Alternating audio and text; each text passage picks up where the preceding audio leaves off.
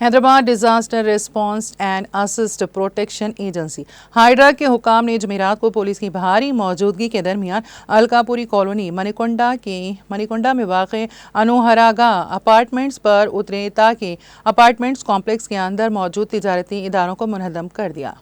Anuradha apartment کے مکینوں نے احتجاج کرتے ہوئے مقامی ریونیو حکام سے ضروری اجازتیں حاصل کرنے کا دعویٰ کرتے ہوئے پولیس کے ساتھ ہائیڈرا کے اعلیٰ عہدیداروں اور مسمار کرنے والی گاڑیوں کی آمد سے کشیدگی پھیل گئی۔ اپارٹمنٹس کمپلیکس کے مکینوں نے ہائیڈرا حکام کے رویے کے بارے میں شکایت کی کیونکہ انہوں نے ان کی بات سننے سے بھی انکار کر دیا اور ڈھانچے کو منہدم کرنے کے لیے آگے بڑھ گئے۔ ہائیڈرا کی ٹیموں نے اپارٹمنٹ کمپلیکس سے منسلک دکانوں سمیت تجارتی اداروں کو مسمار کر دیا۔ ہائیڈرا کی کارروائی کے باوجود دکان کے مالکان، رہائشی ویلفیئر ایسوسی ایشن کے اراکین اور